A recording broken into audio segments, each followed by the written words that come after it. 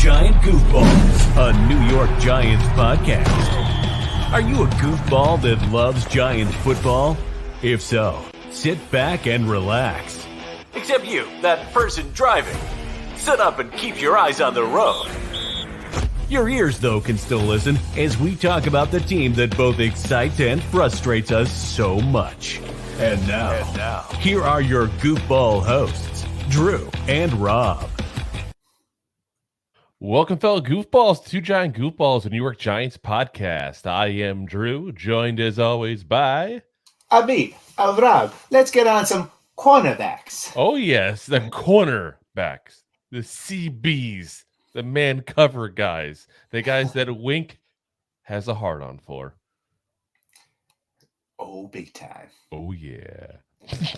Roll up. We all know, guys, that this is probably one of the most important positions in Wink's defense, the vaunted Wink Martindale defense. And let's be honest, besides Adoree Jackson, who has literally 1 year left on his contract, and I've yet to hear any talks of an extension, we're kind of unknowns, unprovens, not so good quality. So this is a real position that I think we could definitely say the Giants will take a hard look at in the first round of the draft here coming up. I would hope so. I would, yeah. I mean, definitely. So we're going to go over with you guys. We're going to do basically the same thing we did with the wide receiver group. We're going to go over the top four guys. We talked about potentially doing even some more, but honestly, there's so many positions that we want to go over with you guys. It's going to be just the four, I think, in the end. So we're going to do the top four corners as most pundits see them. Let's see if we agree or disagree. We're going to see as things progress here. But we're going to go over the top four there for you guys, and then we'll do another show as well, doing our top 20 corners in the draft overall. And this is a deep, deep corner draft. Like, this is one of those ones that people will be talking about, like, for years. It's almost like when a great quarterback class comes, like an 04. Hey, Eli. Yeah. This is that kind of draft for corners. There's going to be tons of corners. No matter what kind of corner you want, a zone coverage, a press man, a hybrid, a guy who might even lean more towards the safety in the NFL. This is the kind of draft that these guys are going to be coming out of the woodworks on. So get ready to get pumped up for these, because I'm telling you, whew, we got some talented guys coming up here. Talented. Not like us. It's like we dropped a Jolly Rancher for corners, and we're like, ant just coming right in. Exactly. All righty, guys. So before we get started with that, we got a little bit of Giants news to give you guys here. So it's time for the news.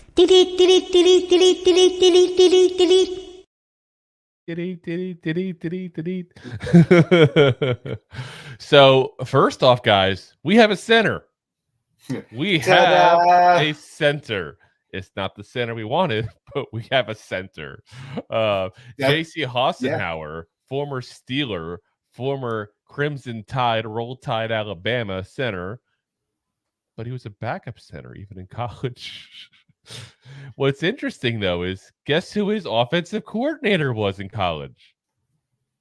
Brian Dable. Name ring a bell, guys? So I think I've heard it. I think he at least has some information on him and knows what kind of player he is. So there's some good news there for you guys. Is we're not getting a guy that we know nothing about. We're getting a guy that the coaching staff has coached before and said we want this guy. So that says something. Yeah, I mean, our coaching staff has done a pretty good job turning some D players into like B minuses. So yeah. I'm hoping they can do that again, because I got to be honest. I watched some tape on this guy.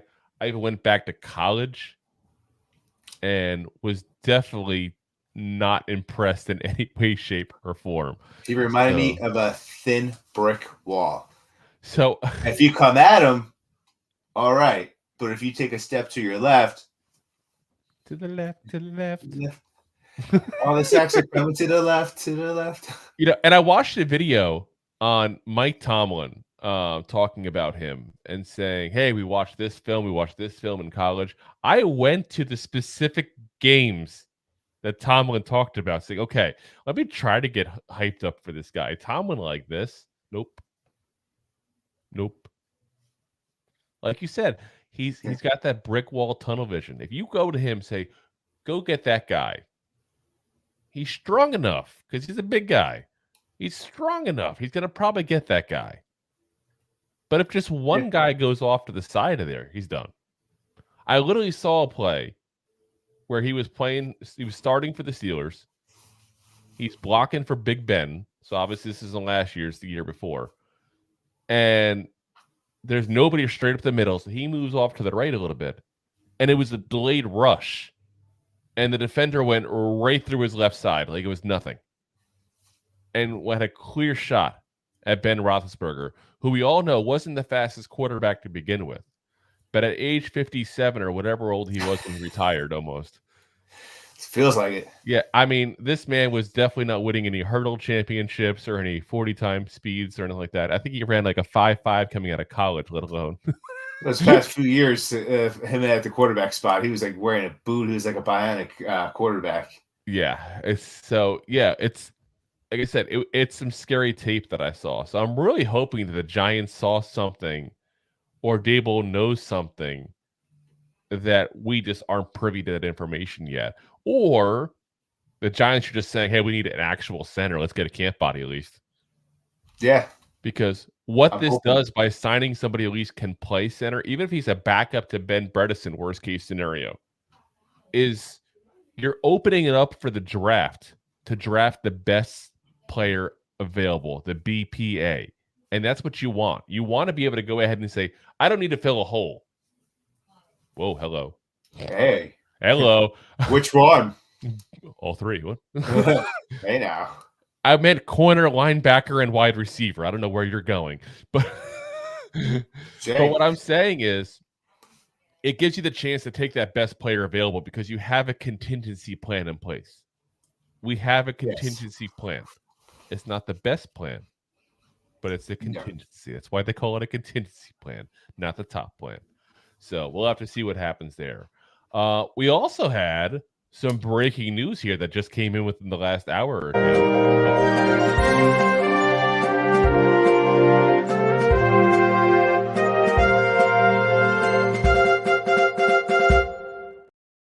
I had to do this. We haven't done the breaking news one in forever. Richie James has officially signed with the Kansas City Chiefs, who are just compiling their cast-offs of the Giants wide receiver room, which it's so weird for a team that's so successful the last couple of years to go look at the Giants like, that's the team we need to pluck wide receivers from. That's the team. Hell. I mean, you got to think that obviously, they talked probably to Mike Kafka and got some inside info from him as far as how Richie James was. And listen, there are certain Giants that leave, and I'm like, okay, goodbye. Don't want to ever think about you again. I actually am going to think I have some fond memories of Richie James. I mean, besides the Seattle game, because that was a cluster. But I mean, besides those 2 fumbles in that game, like he still played well. Came out of nowhere, was a decent guy, playing a bigger role than he probably should have played. Yeah. I mean, he was our number one for a while. Yeah. And now he gets a chance to play with the best quarterback basically in the game, I think it's fair to say. I hate to say that so blanketed because, there's obviously a conversation to be had there. But I'll say it in my own personal opinion, and Rob, you can say if you disagree or agree on that, the best quarterback in all football. Daniel Jones. Gotcha. No. I wish Daniel Jones was the best quarterback. He also would have cost us a whole lot more money this offseason to get again. But yeah, what's interesting though is you look at the wide receiver room. We talk about all the adjustments that have been made, all the improvements that have been made. If you swap Paris Campbell for Richie James, which is basically what we did, is the wide receiver room all that much better? We're really just hoping on healthy people. That's basically what we're really hoping for is that guys get healthy again, and Darren Waller is back to Darren Waller of a couple of years ago. So we'll have to see how that works out there. But like I said, I don't want to be the negative guy. I just keep on hearing people. Daniel Jones has all these weapons. He lost Richie James. He gained Paris Campbell. We got a bunch of guys on one-year deals you're hoping for the best out of. Can we really sit there and say that position has been fixed? I don't think we can. Yeah, the wide receiver, to that aspect, we did a lot of, swapping around, and you're kind of hoping that some of these guys are playing better than what they were in the past, getting coached up. Because if you look at Campbell and Richie James last year, you're right. They're very similar. But Campbell also didn't have Mike Kafka and Dable as their coaches. Oh, no. And what I'm just saying is basically we just swapped those two. Campbell's a better player, don't get me wrong. But is he that much better of a player? We can sit there and say this wide receiver room has been improved greatly, I'm not so sure on that. I really am not. So, especially with the health concerns, considering this is the first season Paris Campbell is actually able to stay on the field. If we lose Paris Campbell, you could honestly sit there and make the argument that the room's a little bit worse, depending on what happens with the guys coming off injuries, which is scary after last season. That's scary. Yeah. All righty. So, other Giants news. We've been talking about how the Giants have been practicing in Arizona and not unofficially practicing. So, all the skilled position guys. And, Rob, you and I called out two guys that were not there. Darren Waller and Daniel Bellinger. If you play in Arizona, they will come. Yeah. So I think the big thing is they must be watching the show because here they are. They showed up the next day in Arizona. The next day. So you got Daniel Jones, Tyrod Taylor, Saquon Barkley, Sterling Shepard, Darren Waller, Daniel Bellinger, Tom Sweeney, Dre Miller, Darius Slayton, Paris Campbell, Isaiah Hodgins, Colin Johnson, Jeff Smith, Mekhi Polk, Khalil Pimpleton, all practicing together in Arizona. So basically all of the big name position players, except Matt Breida. Where are you, Matt? Now I'm calling you out. Everybody else is showing up at Matt Breida. Gary Brightwell, where are you? Hey, Gary. Hey, Matt. Listen to the show. Come on, man. Be part of it. Be part of it. Join the party. That's a Gary not so Brightwell move. Is that his middle name? That'd be great. I really doubt it. Not so is not really the best middle name in the world. I'm not sure that's yeah. No, 2S. Maybe it's his confirmation name. I don't Yeah. know. So we'll see. Who knows? Maybe we'll have this magic again, and they'll be there tomorrow now practicing with everybody else. We also have a birthday to celebrate today. Oh yes, we do. It is officially Tiki Barber's birthday.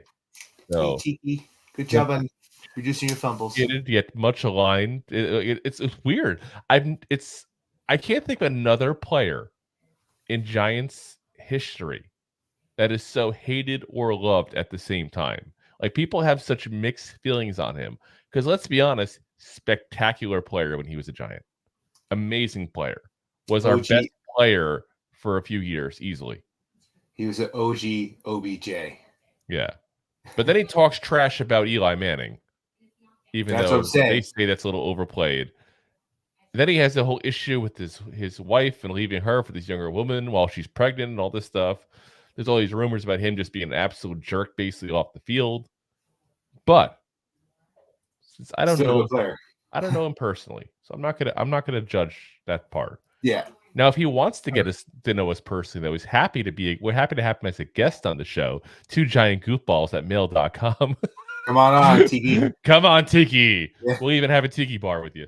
We'll have some drinks. Aloha. Could you imagine having a Tiki bar with Tiki? He just shows up with a coconut drink. Spectacular.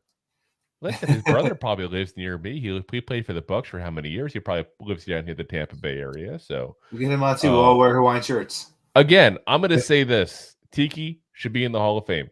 If you compare his numbers to Marshall Faulk's, which I have, they are actually the same, minus the fact that Marshall Faulk played for 1 or 2 more years. That's it. They're actually almost identical. Is the scary part here. So. I wasn't planning on doing that, but you know what? I'm going to pull it up for you guys real quick. And the scary thing is I just put Tiki stats in Google and forgot to put his last name, and it pulled right up. So I'm going to give you the quick version of it. So rushing yards, okay. So he had 10,449 rushing yards, okay. Receiving yards, he had 5,183, and that was in. Let's see, he started in '97, played in. Oops, 1 second. Oops. The Pro Football Reference is failing on me. He started in '97, played until 2006. That's a 10-year career. So that's 1,000 yards, 500 receiving yards, for per season there. Marshall Faulk played in 12 years. Remember I said 2 extra years. 12,279 yards. 1,000 yards a season. His receiving yards, 6,875. What is that? A little over 500 yards. They almost have identical numbers, yet Tiki Barber does not get the respect. In fact, you know what? When the offseason slows down a little bit and we run out of, current news and stuff like that, we're going to be doing some filler episodes for you guys to kind of give you guys Giant history and stuff like that. We're also talking about maybe where are they now with former draft classes. We should do an episode. We'll be like VH1. We should do an episode, though, about why does the Pro Football Hall of Fame hate the New York Giants? Because Tiki Barber should be in. Carl Banks, who not on our good side because we keep talking about coming on the show. He doesn't come on. He likes the tweets. I've met him, talked about it with him. Nope. But Carl Banks should be in the Hall of Fame. The man's a member of the all-time NFL 1980s all-decade team. You're the best at your position for a full decade, but you're not in the Hall of Fame. We talked going back to the Ring of Honor episode we had there. Hint, hint. You should go back and listen. It was good. Jimmy Patton, who played back in the 1950s, 5-time All-Pro safety, 1-time second-team All-Pro safety. So 5 years straight, he was the best player in his position in the league. The next year is his second best. You have that kind of domination, you should be in the Hall of Fame. Point blank. So, Pro Football Hall of Fame hates the Giants. I'm calling it right now. So, like I said, we'll do an episode on that probably in the offseason because I've been thinking about it. It kind of ticks me off a little. So, if Eli doesn't get in, then we're going to really have a discussion. Yeah. So, we got some draft news to give you guys also besides our corner breakdown we're going to do here in a little bit. The Giants have conducted some pre-draft visits. The first one was one I didn't even think of as a possible name here. Houston quarterback Clayton Tune. Now, it brings up the interesting topic of we don't have a third quarterback. We have a ton of late-round picks. We don't have a third quarterback right now. I think that we're going to pick one up at one point because not only do we need a third quarterback, but this is the last year Tyrod Taylor's on the payroll as well. So to give a guy a third quarterback, to give him basically an off year to sit, learn the offense, get better, work on him, and then have him be the backup going forward after that for 3 years really cheap. Yeah, that's a good plan if it works out that well. Got to see how the guys actually get when they actually go into the game and all, Plus, Tyrod's not a bad guy to sit with when you're on the bench. Not at all. He's a great good players coach. He's had a good number of years in the league there and worked in many different offenses and knows a lot in the game. That's for damn sure.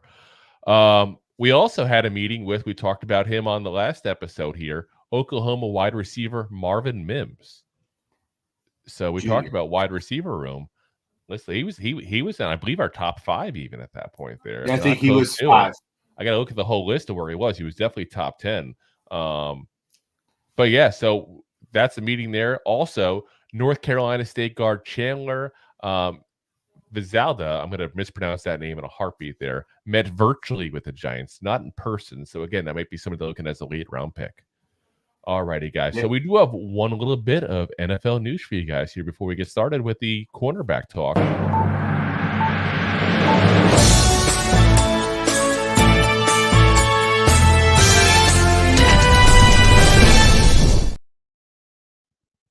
As Connor comes with the I'm not sure if he's listening to Crash Test Dummies as he does this. I'm like aging myself saying that. I guarantee anybody under the age of 30 is like, who the hell are the Crash Test Dummies? It was a song, and all they did was go. Even if you didn't like that was the whole chorus. Yeah. Even if you didn't like it, Weird Al did a great cover of it. Oh, yes. Weird Al did everything good cover. Wasn't for that Michael Jackson stealing his song Beat It. I didn't see that Roku movie. That was a good movie. The one they did on Weird Al. That was a good one. I liked that.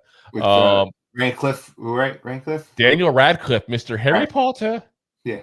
I can't help it. No matter how old he gets and how many years has passed, he's Harry Potter. I see him as Harry Potter. Sorry. He moved the perm over and he had the little wizard scar. I know. It's like you spent 10 years playing that role. I'm sorry. I can't. You're Harry Potter. Actually, probably more than 10 years. Probably 15 years. Something like that. Probably. He also played in another movie where he had a dead friend and they're streaming down the log and they talk to each other. It was a really out there movie. Oh, we messed it up. Connor says Mims. We misread it because I'm old and I enjoy 90s music. I can't help myself. Really? But good to see you, Connor. So we do have, like I said, one bit of news, and it actually pertains to the Giants. We keep on talking about Dexter Lawrence and him getting a potential extension here. Jeffrey Simmons and the Titans have agreed to a new deal. 4 years, $94 million. So you can do the math in that pretty quick there and see it's about $22 million and change there. Yeah. That's a good amount. I have to hold on. I'm doing the wrong math now, am I? Hold on. You are doing the wrong math. I am doing the wrong math. Wow. Yeah. That's like $23.5 million a year. Yes. $23.5 million a year. $66 million of it guaranteed. That actually breaks the record for the most guaranteed money on a defensive tackle contract, just barely edging out Aaron Donald, who, of course, has still more money per year and still a larger contract overall. But, guys, this is the blueprint for the kind of deal we're going to have to be paying Dexter Lawrence, which is why I keep on saying I want to see him repeat it before we pay him. I don't want to pay him off of what's potentially career best. But I'm not going to beat that dead horse again. That poor dead horse. One more time I hit him, he's a can of Alpo. Elmer's. Yeah. I always joked around that if I was ever a rich person and owned racehorses, I would name them Alpo and Elmer's. It'd just be hilarious, like to see people's reaction. All right, guys. So let's get into our corner coverage here. Ooh, like how I did that? Our corner coverage. I like it. Yeah. I like it. Ooh. Let's see. What says Robert or Roberto. Connor says, "Are you Sylvester Stallone in the movie Over the Top with your baseball cap?" Is that the one where you arm wrestled? Yeah. Oh my god, I thought so. Here we go. We got this. Yeah.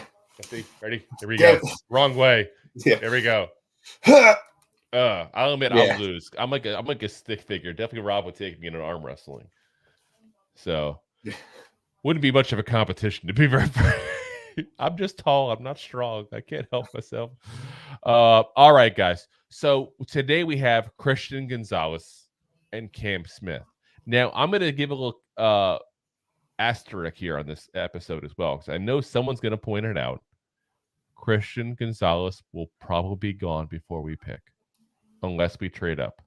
That's why we're talking about him, unless we trade up. There's been a lot of weird occasional rumors coming up about us trading up for a corner or for a wide receiver.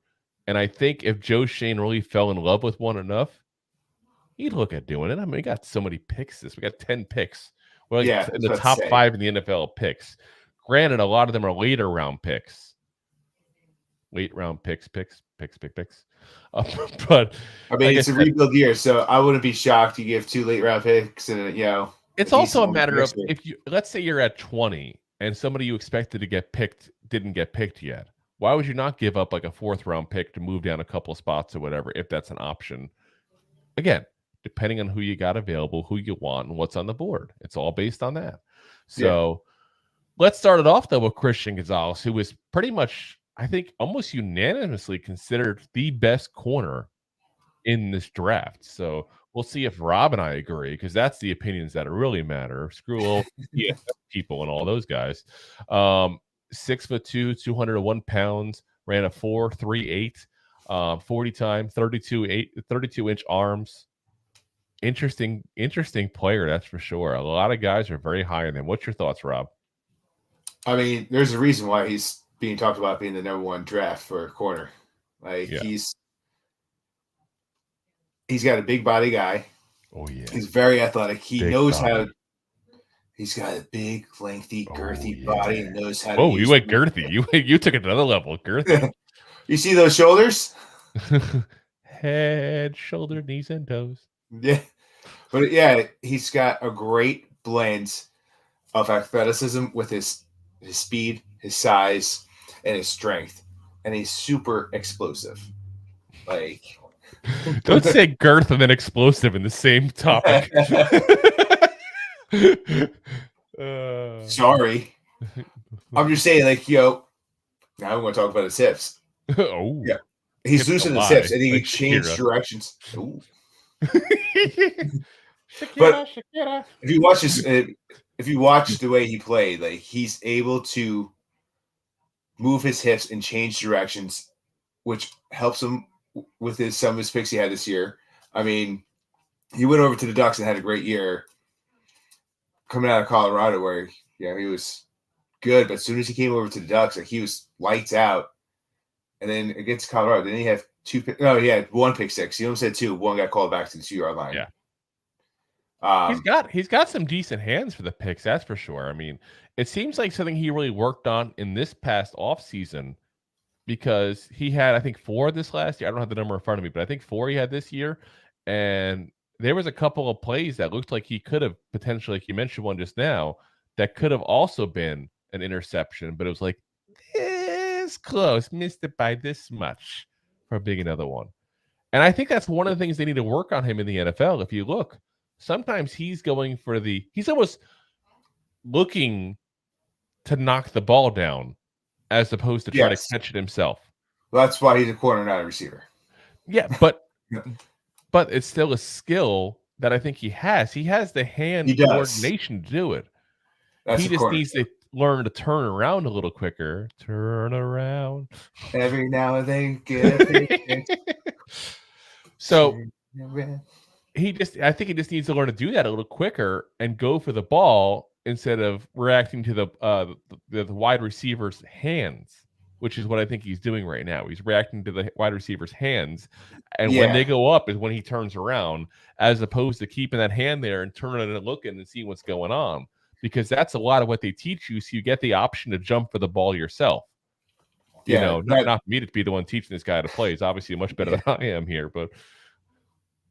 And you hit the nail on the head. That was something I was going to get at. Like, he's not a jumper when it comes to it. Like, he's a feeler, which I'm talking too much about being a feeler. Oh, but I heard girth, explosive, and a feeler. Yeah. And good hips. And hips. Yeah. But one thing that does scare me a little bit is, like, because he is a hand guy. Yeah. I'm afraid of getting flags in the NFL for pass interference. That's something that does scare me.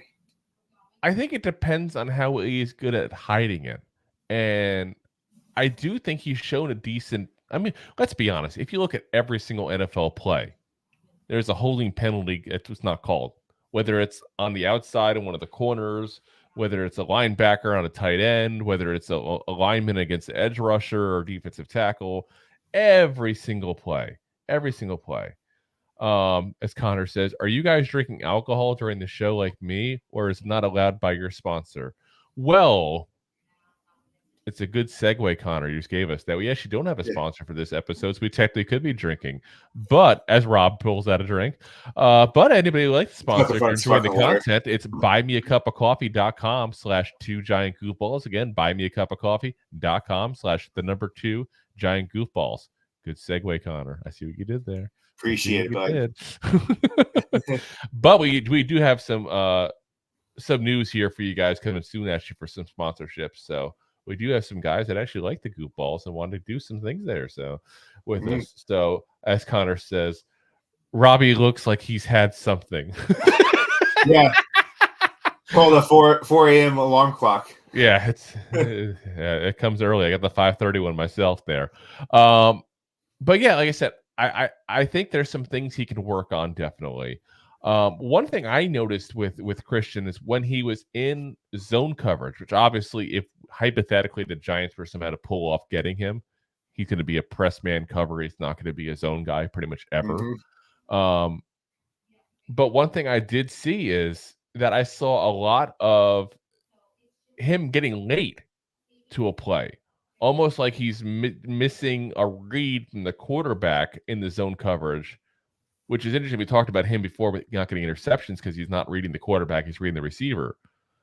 Maybe that's why he's doing that. I don't know, but it's something to think about how those two might correlate. It's almost like he's using hands like Braille. Yeah, he's reading the play. It's I was exactly what I was going to say. The same thing, like. His zone coverage has been like so. He can get late to the ball. He does have the speed though to make up for. He does have the speed, and that's the thing is he has it. He has it in college. Would that work in the NFL? Like, would that speed be that much of an advantage when you play against the best of the best? Because he is a fast guy. Like I said, like I said, a 4.38. That's a pretty damn fast. There's a lot of receivers that don't ever come close to hitting that kind of number. You know, we talked about a bunch the last episode here that are hitting 4.4, 4.45. So he does have the speed advantage. Yeah, he definitely does. And he's, as Connor says, John S. Anderson Jr. didn't sponsor you. Dude, you made him mad about Mingo. He's not here today. LOL. And listen, we call it like it is. Sorry, John. Listen, John's probably going to be showing up late. That's. I have a feeling that's what's going to happen. That's more of a John thing, or he'll go ahead and watch it later on and put a comment there. He always is good for that. John, whenever you are listening, we appreciate your support, man. He's always good to us. But yeah, like I said, it's interesting he does that, and it's interesting he has the speed to cover that. But again, will that transfer over to the NFL when he's playing that league? When you're playing against the best of the best, you know. Does he have the speed when he's going against like a Tyreek Hill, for example, to recover when he makes that kind of mistake? Not many guys do. One thing I did see I thought was kind of interesting, though, with him. I actually saw him on film covering tight ends. Like, they actually put him in against the tight ends, which I thought was interesting because we've talked about how many years have we had this issue with tight end coverage? You know, how much did that burn us in Minnesota? You know, so yeah, I mean, it's like I said, this is a player that to me gives a lot of positives. There's definitely some negatives. Don't get me wrong. And that's not to say he's not a top talent. There's just not any player that I'm probably ever going to come across that I won't have one thing to nitpick at. You know, but I'll say this in a very positive way. He is probably the most textbook corner in this draft. And what I mean by textbook is he's got the size, 6'2", 201 pounds, but he's also got the technique. If you watch the way how fluid he is, as Rob alluded to before, how his hips move around like seamlessly, it's like natural to this guy. Like his body just does what a corner is supposed to do. Almost reactive with no thought process. That's impressive. And a lot of people don't talk about it, but when he's in man coverage, he only missed 3 tackles through his whole season. Yeah. Which is pretty darn impressive. It's interesting you say that because one of my notes I have is actually about the issue of him with missed tackles, because there are some missed tackles that didn't show up on the stat sheet. And he's definitely plays into that issue that some corners have, where even the ones, and I see this pretty often on the aggressive hitters. What I mean by that is the guy who's going to just dig in and not care about his body. They're not always the best at wrapping up. And I noticed that with him. And for some reason, he didn't always get the hit on the missed tackle, but it was a missed tackle. It's just the stat guy, I don't know, was falling asleep or he was drinking with Connor, what the deal is.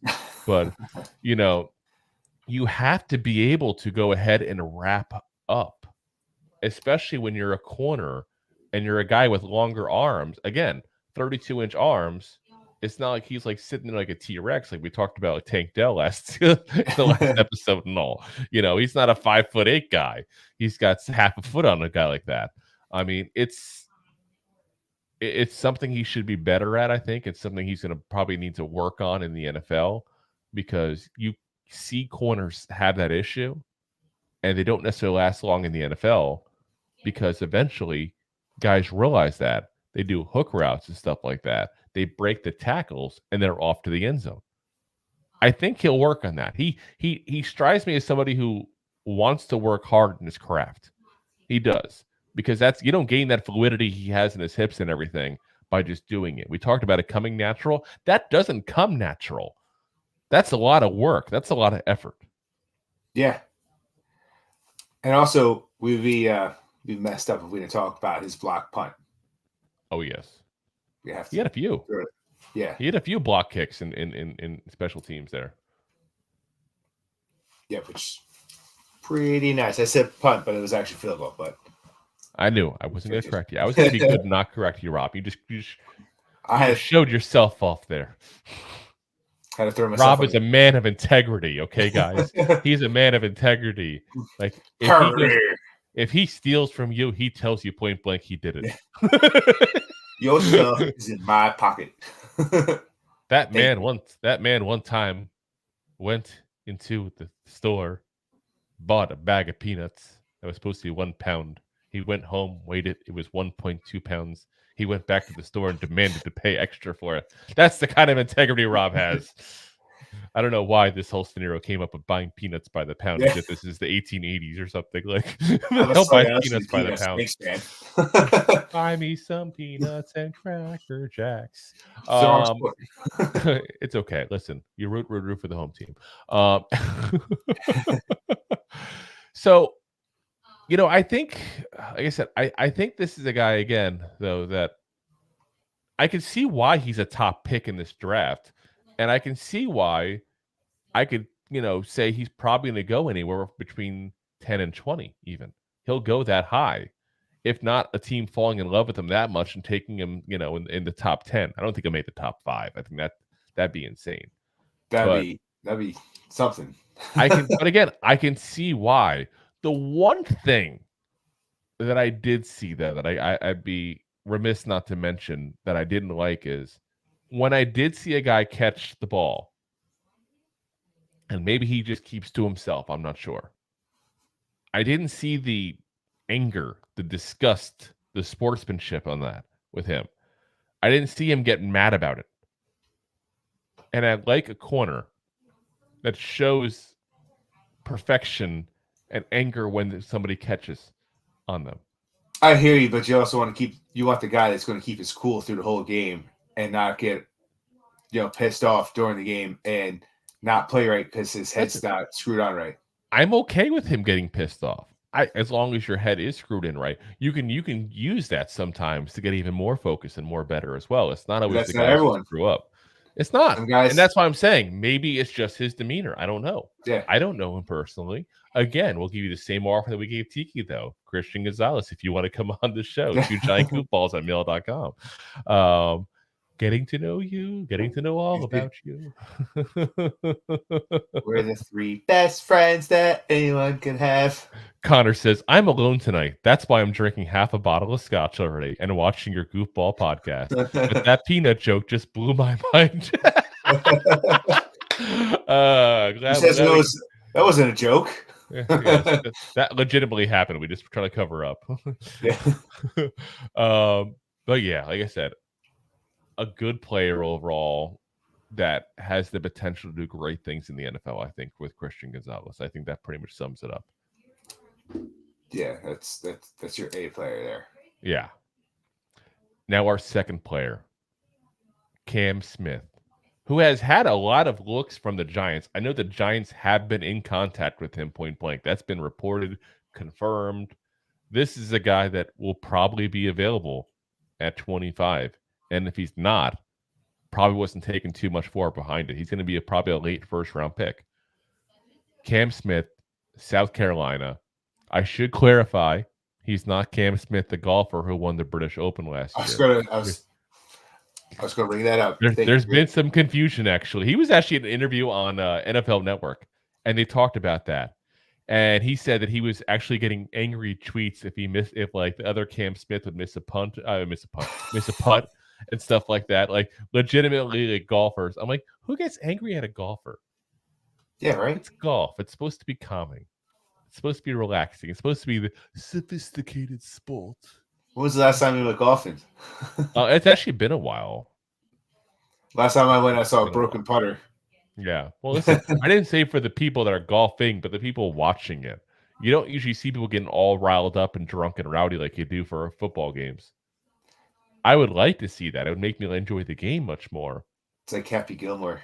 I would also like to see the concession stand prices at the Masters at all the football stadiums. I don't know if you see all that. It's like $1.50 for a sandwich and stuff like that. It's ridiculous. It's fantastic. Like, why is that not everywhere, guys? I want it. I didn't even see how much a beer was, but probably like $2. If a sandwich is $1.50. But yeah, so like I said, Cam Smith, 6'1", 175 pounds. So decent height, but he's a little light. Yeah, he's a little guy, but it's all right because this wide receiver class is also little wee mans. And that's something to think about. I would love that you brought that point up so quickly because we didn't even talk about that beforehand. But I was thinking about that as we're watching him going, you know what? This is where the NFL is going. These shifty little guys. These little leprechauns that are like stealing your shoes to shine them like the leprechaun in the movie. By the way, I saw an interview with Jennifer Aniston, and she said that's the one movie she just never want to do a sequel with is The Leprechaun. I was like, come on, that was a good movie. That's a classic Leprechaun. I mean, it's no Leprechaun in the Hood, but I mean, come on, seriously. Or Back to the Hood. Oh yes, or wasn't there a Leprechaun in Space too? I think there was. There were like 4 or 5 of those movies. 7. Oh my god, they were spectacular. It was up to 7. Every single one of them was ridiculously, and I loved it. As Connor says, golf was invented by Scottish men to get away from their wives. You know, there's an old saying. It's not true, but golf.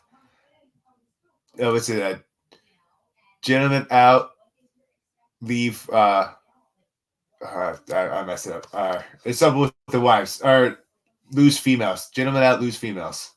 So it's a boy sport only. So you're not wrong. Wait, what? I'm confused now. What was the saying? So golf is supposed to be like gentlemen out, leave women. Like an acronym. Oh, okay. Okay, I got you. So it was an acronym. I didn't catch the acronym part. Okay. I got you. All righty. So on to Cam Smith, the football player, the Gamecock.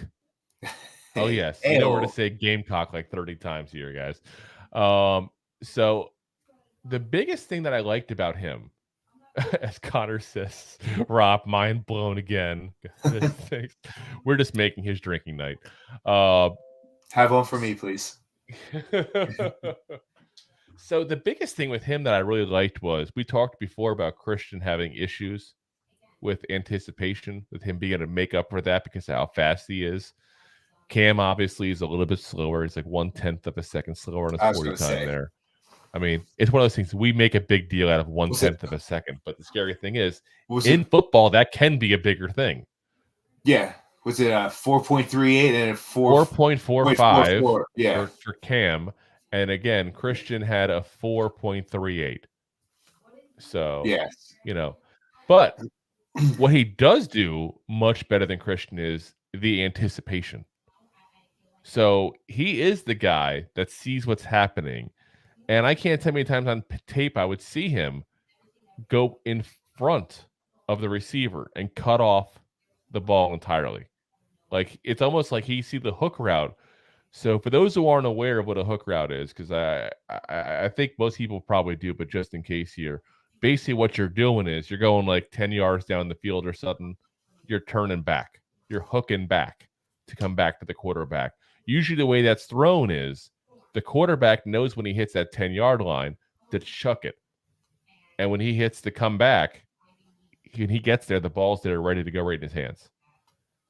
I saw a few different plays where Cam Smith literally cut that off.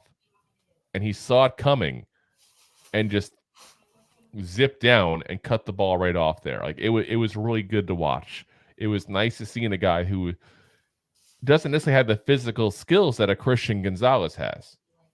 Not to say he's not a good athlete. He's not, he's not a 90%er kind of guy like Christian Gonzalez is. He's in the 80s. Yeah, I mean, he's still a great athlete, but that's what I'm saying. Like, don't get me wrong. He's doing much better than I am, as far as athletics, obviously. But he's not an elite athletic talent in this draft. But what he is he's an elite corner because he makes up for that with what he sees in the field and his mental fortitude and abilities. Because he is a guy that I did see get ticked off when somebody gets a catch on him. I like that. I'd rather not see the catch, obviously.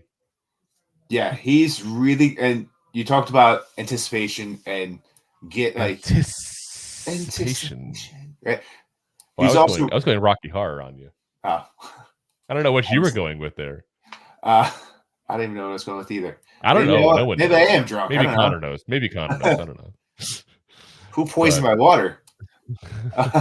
That's not poison. That's rubbing alcohol. Uh-oh. Wonder why I'm going blind.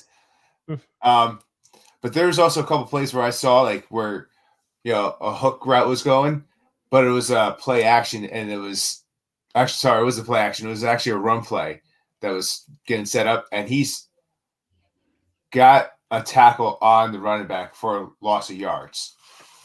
He is knocked back the quarterback. He has really good skills at reading the ball.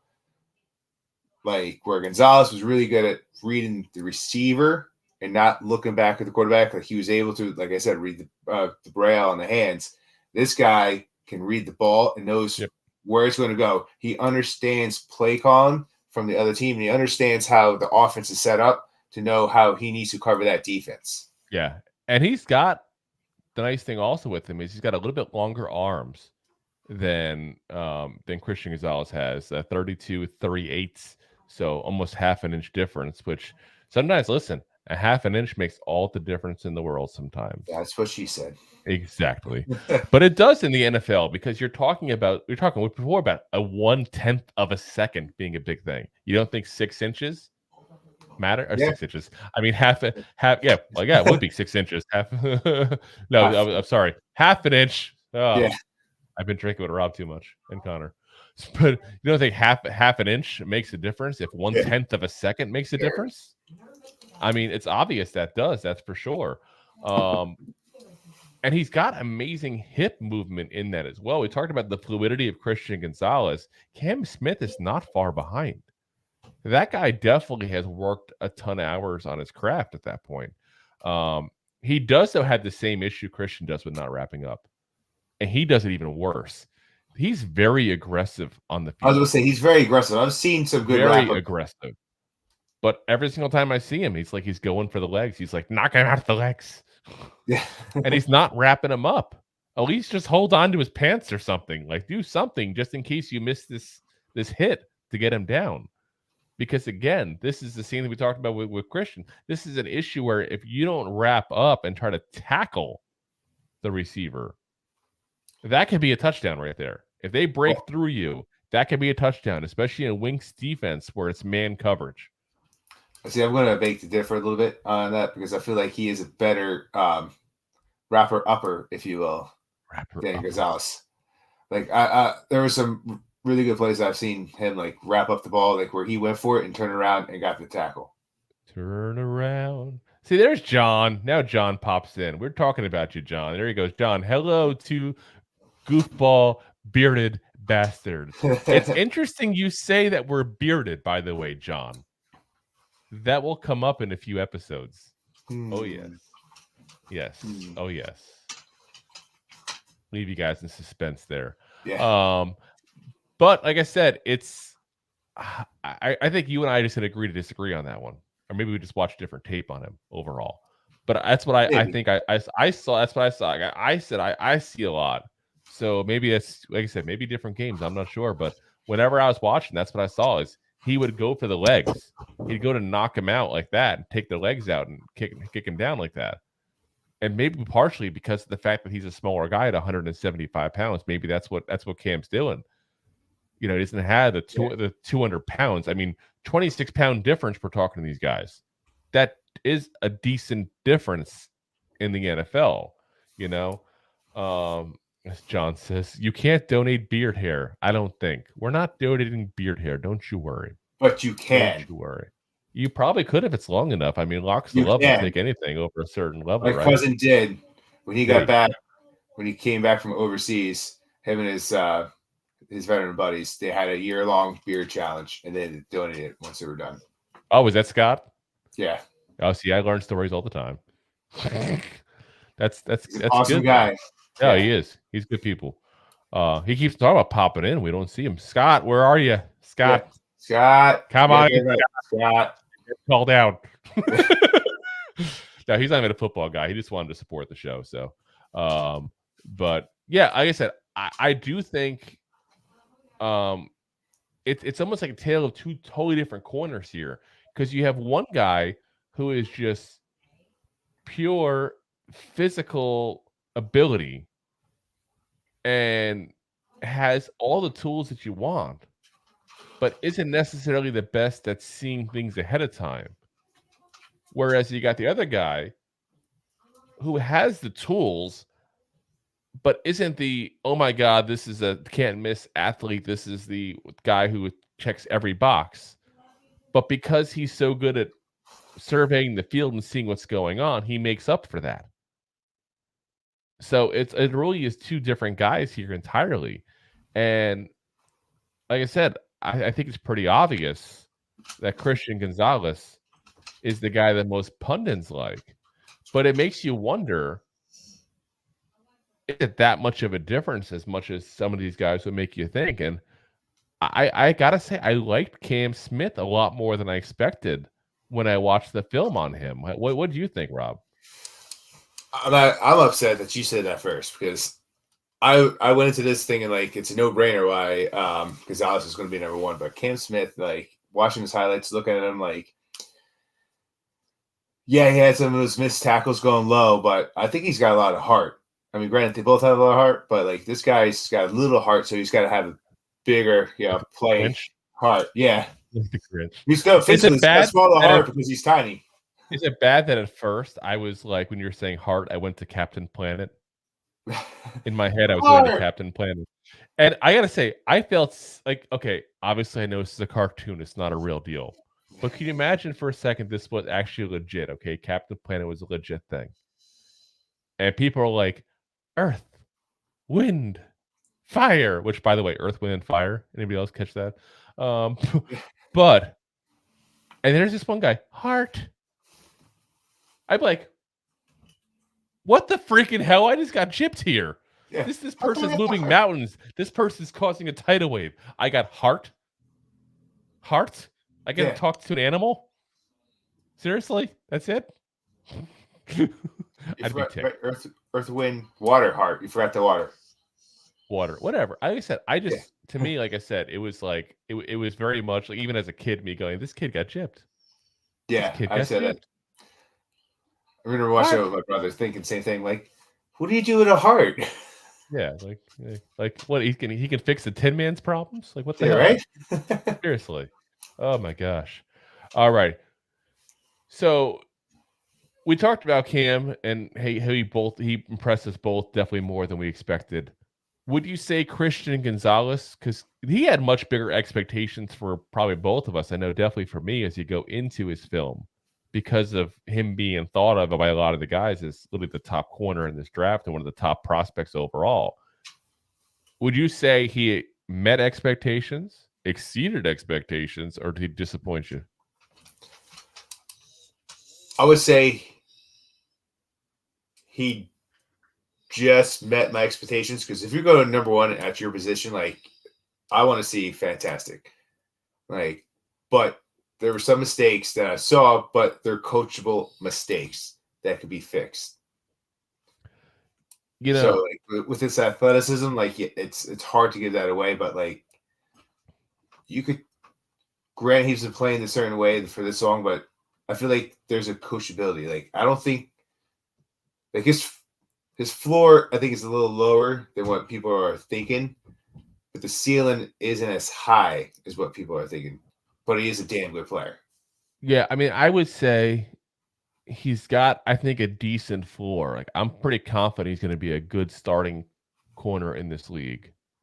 But I don't think his ceiling was quite as high to me as I expected going into it. He actually, to me, goes a little bit beneath what I thought he would be.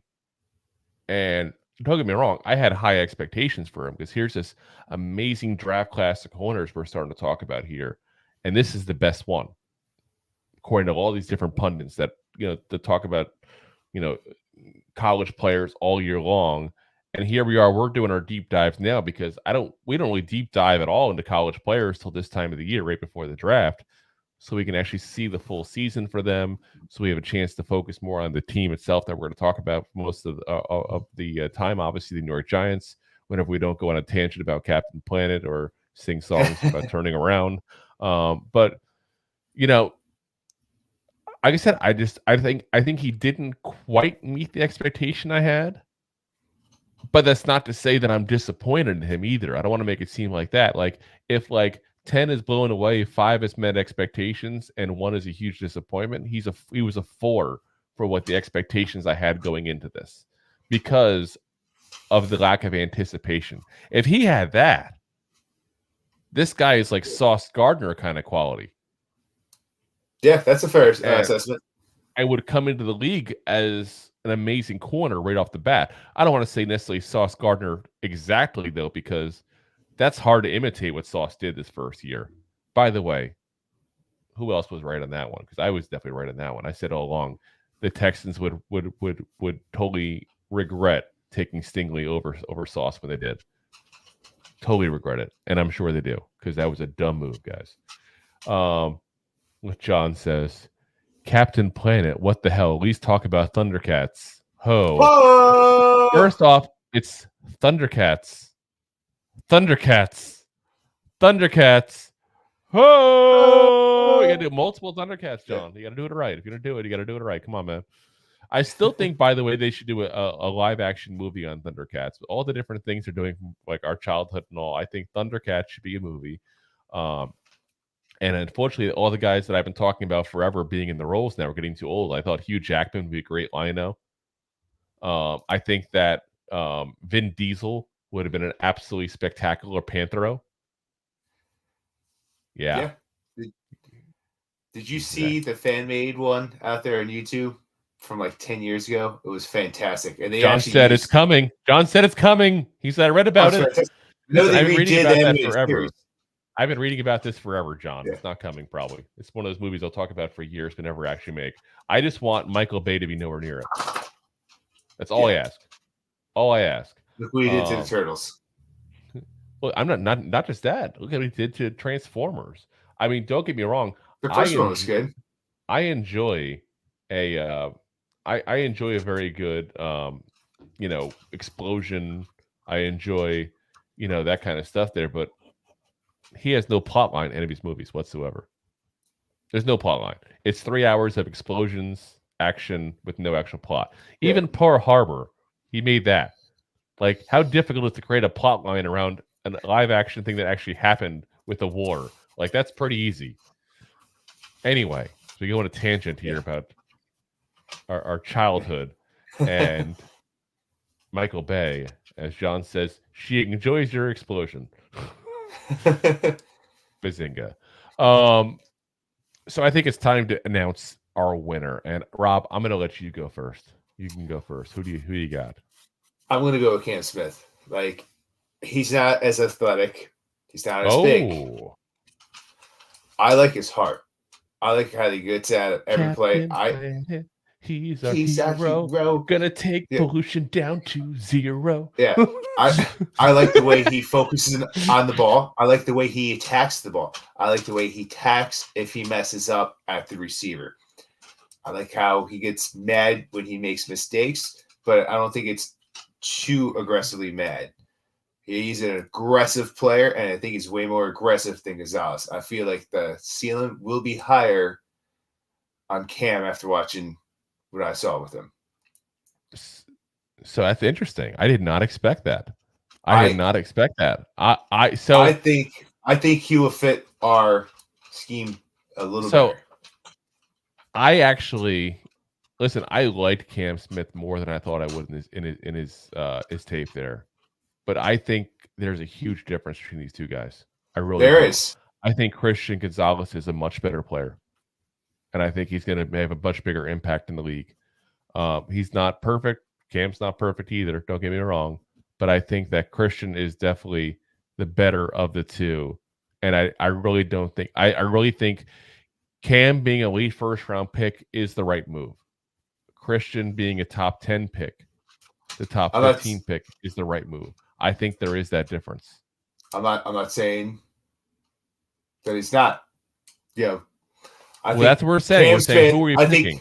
I'm picking Cam Smith for the New York Giants. We're not talking New York Giants here specifically. We're doing our rankings overall in corners. So are you picking Cam Smith over Christian Gonzalez in the draft?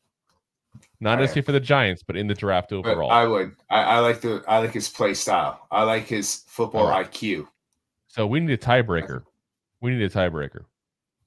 So it goes to the comment section. Because I got Christian. I got Christian Gonzalez. You got Cam Smith. We got John. We got Connor's been in the chat. We got other people watching. I know I can see the counter. People that have not commented. So if you're on Facebook, if you're on YouTube, go ahead and put your pick for the winner, either Christian Gonzalez or Cam Smith. As John said, please smack yourselves. He was saying that as you're saying Cam Smith. So I think he left even. He's not even commenting anymore. He left. You upset him. You upset him that much. First Migo, now this. You just burst all of his bubbles. That's for damn sure. So yeah, I mean, we're at a tie here. We're at a tie. So I guess what we're gonna have to do, since nobody's going into the comments to tell us that, just sitting around watching us instead, we're gonna have to go ahead and consider it a tie, unless somebody comes in the comments between now and we leave. Listen, I'm telling you right now, you don't want to poll because I will win wholeheartedly. I'm pretty sure. I'm pretty set on that one that Christian Gonzalez will be the winner over Cam Smith in a heartbeat if I do a poll. So yeah, but like I said, I liked Cam. I do. I didn't like him as much as you did apparently, but I like him overall. Like I said, I think Christian Gonzalez has some work to do, but I think if he has the right mindset, I think he's going to be an elite corner in this league if he has the right mindset. That's the key part, and none of us know. So, guys, we're going to have our next episode. We're going to go ahead and do what I think will be even a more contested issue overall with our second cornerback battle. And that's going to be the battle with Joey Porter Jr. and Devon Witherspoon, who most people have as their John says, damn, Xfinity knocked me off. Roberto, you're contagious. So, John, since you're just tuning in, if you missed it, the first person to put in the comments section who they prefer, Cam Smith or Christian Gonzalez, breaks the tie. So you got your chance to break the tie on the show here, since I know you'll comment along with your opinion on that there. But yeah, like I said, we're going to have that next for you guys there. And I think that's going to be a real interesting battle there because you're talking 2 and 3 in most people's, as Ken Cristiano comes into us. What's up, guys? What's up, Ken? You guys, we're telling you guys, you have the ability to break the tie here between me and Rob. Christian Gonzalez versus Cam Smith, and who's the better corner? Rob has Cam Smith. I have Christian Gonzalez. So you guys get to be the tiebreaker. But yeah, like I said, next episode we will go ahead and break that down. After that, we're going to go ahead and do our top 20 breakdown of the top 20 corners in this draft.